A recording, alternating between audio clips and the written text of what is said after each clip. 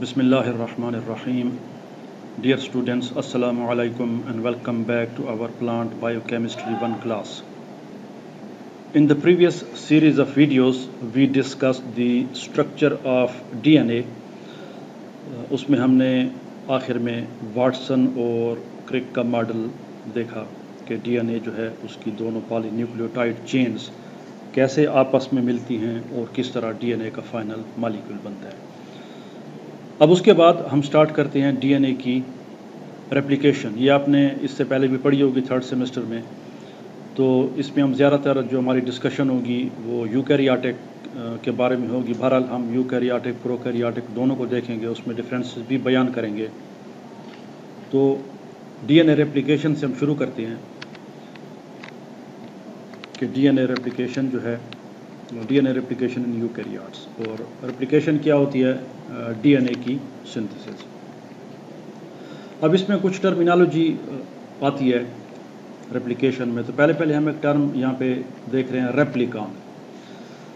रेप्लिकान वो DNA का part होता है जिसकी रेप्लिकेशन जो है हो रही होती है। इसके दो सिरे होती हैं या दो एंड्स होती हैं और एक इसका ऑरिजिन होता है।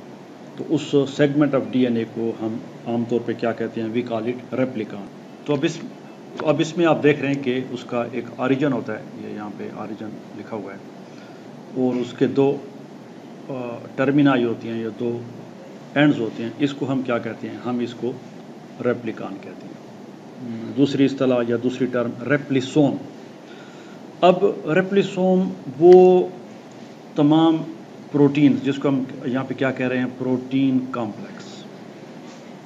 ये प्रोटीन कॉम्प्लेक्स है, सारी प्रोटीन्स हैं जो कि DNA की रेप्लिकेशन को स्टार्ट करती हैं और उसको इख्तिताम तक पहुँचाते हैं। और कहाँ से ये रेप्लिसोम अपना काम शुरू करता है? ये जो रेप्लिकेशन का ऑरिजिन है वहाँ से ये अपना काम शुरू करते हैं और उसको एंड तक ले जाते हैं। अब रेप्लिसोम नाम तो एक है, टर्म एक है, तो आपके जहन में ये बात नहीं होनी चाहिए कि ये कोई एक चीज़ होगी या एक प्रोटीन का मॉलिक्यूल होगा या कोई एंजाइम होगा। यहाँ पे जो लफ्ज़ है इसकी तरफ आपने ज़्यादा तवज्जो देनी, और वो क्या है कि प्रोटीन कॉम्प्लेक्स। तो कॉम्प्लेक्स जब भी लफ्ज़ आ जाए तो कॉम्प्लेक्स का मतलब होता है चंद चीज़ें जब मिल जाएं और वो एक इकट्ठी एक यूनिट के तौर पे काम करें तो उसको फिर हम क्या कहते हैं? कॉम्प्लेक्स। तो ये एक लार्ज प्रोटीन कॉम्प्लेक्स होता है जिसमें DNA पॉलीमरेज भी होता है और इसमें हेलिकेस भी होता है और उसमें दूसरे कंपाउंड्स भी होते हैं। ज़्यादातर प्रोटीन्स ही होती हैं, एंजाइम्स होते हैं जो कि DNA की रेप्लिकेशन में हेल्प करते हैं। और अब इसमें आप देख रहे हैं कि जो हमने यहाँ पे बता दिया कि सेवरल एंजाइमेटिक एक्टिविटीज़, बहुत सारे इसमें एंजाइमेटिक एक्टिविटीज़ हैं। और वो कौन कौन सी हैं? इसमें हेलिकेस होता है, इसमें प्राइमेस होता है और DNA पॉलीमरेज। ये उसके तीन मेजर बड़े बड़े कंपोनेंट्स हैं रेप्लिसोम के। आगे इनका जिक्र आएगा। हेलिकेस आपने पीछे पढ़ा होगा, ये DNA की दोनों स्ट्रैंड्स को ओपन करता है ताकि रेप्लिकेशन जो है वो जारी हो सके। प्राइमेस आपको पता है कि ये RNA का प्राइमर बनाता है। मुख्तसर तौर पे इनको आगे हम देखेंगे रेप्लिकेशन में, क्योंकि DNA पॉलीमरेज जो है ये स्टार्ट से रेप्लिकेशन नहीं कर सकता। ये नहीं है कि ये आएगा और अपने तौर पे एक बेस लगाएगा फिर दूसरा तीसरा और इस तरह बनाता जाएगा, बल्कि पहले से एक बेस मौजूद होना चाहिए जिसके साथ ये नया बेस लगा के रेप्लिकेशन को स्टार्ट करे। तो यहाँ पे आगे भी इसका जिक्र आएगा मुख्तसर तौर पे। ये अब DNA की स्ट्रैंड है जो कि टेम्पलेट स्ट्रैंड है। अब इसके सामने यहाँ पे हमने नई स्ट्रैंड बनानी है। अब DNA पॉलीमरेज को तो ये चाहिए था कि वो इधर से एक बेस लगाता और यूँ ये बेस लगाता जाता और ये प्रोसेस आगे तक ले जाता, लेकिन वो ऐसा नहीं कर सकता। उसके लिए फिर ये है कि RNA प्राइमेस आता है, वो एक पहले यहाँ पे एक प्राइमर लगाता है। अब ये RNA के न्यूक्लियोटाइड्स होते हैं, तो पहले प्राइमेस आके एक छोटा सा पीस बनाता है RNA का यहाँ पे, और अब वो डिपेंड करता है मुख्तलिफ DNA के मॉलिक्यूल पे। वो 5 बेसेस का भी हो सकता है, 10-12 का छोटा सा टुकड़ा होता है। उसके बाद फिर RNA पॉलीमरेज आता है। तो प्राइमेज जो है ये प्राइमर बनाता है। تو اس پیس کو یہ جو چھوٹا سا وہ پہلے آ کے RNA کا پولیمریز بناتا ہے، دس از نون ایز پرائمر. تو یہ پرائمر یہاں پہ بھی بنتا ہے، اور پرائمر جو ہے جو لیڈنگ اور لیگنگ سٹرینڈ ہوتا ہے دونوں میں بنتا ہے. وہ تیسرے نمبر پہ DNA پولیمریز ہے. یہ مین انزائم ہے جو کہ پولیمرائزیشن کرتا ہے. تو یہ ساری چیزیں they are together known as ریپلیسوم. ان کو ہم کیا کہتے ہیں؟ ریپلیسوم کہتے ہیں. تو یہ آپ کے سامنے ایک ڈائیگرام ہے بیکٹیریوفیج کی، جو کہ وہ بیکٹیریا میں کرتا ہے. تو یہ ایک ریپلیسوم کے ڈفرینٹ پارٹس آپ کو نظر آ رہے ہیں. تو اب یہ DNA کا مالیکیول ہے، اور یہ جو اتنا بڑا آپ کو یہ انزائم نظر آ رہا ہے، یہ ہیلیکیز ہے، اس کے ساتھ یہ پرائمیز ہے.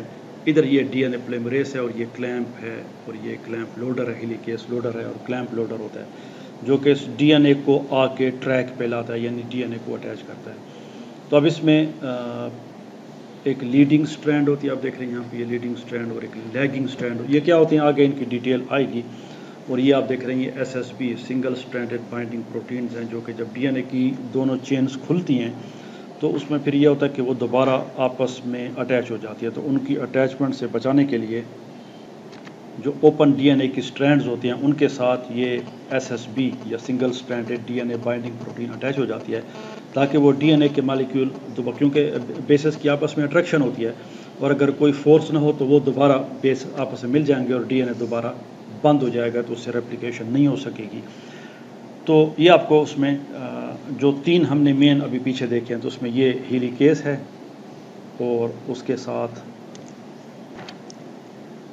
پولیمریز ہے، اور اس کے ساتھ ساتھ جو ہے یہ آپ دیکھ رہے ہیں یہ جو